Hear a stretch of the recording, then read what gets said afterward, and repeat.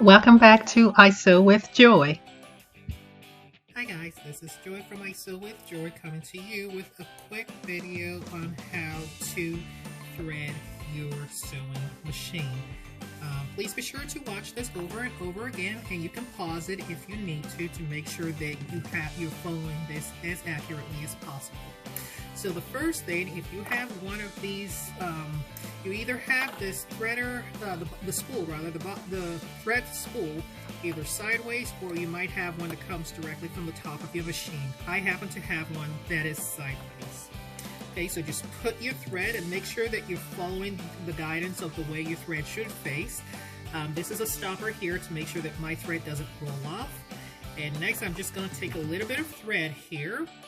This is my thread guide. We're going to go over this in class. It's a thread guide, and you just put this, watch my fingers, through like that. You'll hear it come through, and we're going to follow our thread guide. At the top of my machine, as you can see, I'm going to show you right here, it comes with numbers. So I am going to be following the numbers from 1 to 2, and then it follows down. So just stay tuned and come with me, okay?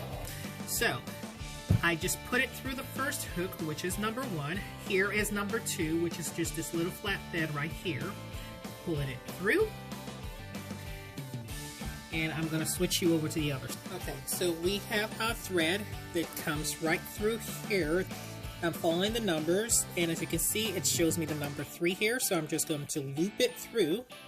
I'm holding onto my thread at the top just to make sure I can get things a little taut, okay? Now, as you go, you're going to see a metal, like there's a bit of a metal inside right here on the second side, and I'm just going to try to loop it through my thread, keep following, and then come down here.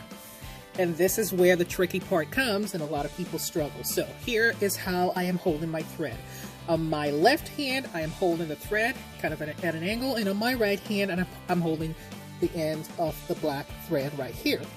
So there's a little base disc right above here. So if you can see it, it's just a little bit, it's part of the guide. I'm putting it through there. Now the next thing I'm going to do is, because I've been informed that not everyone has an automatic threader. So I would put this here is my little threader. It comes in most kits. We also have a different variation of this on our website, so please feel free to follow us. I'm going to bring that a little closer so you can see what I'm doing here. I'm going to put that in there.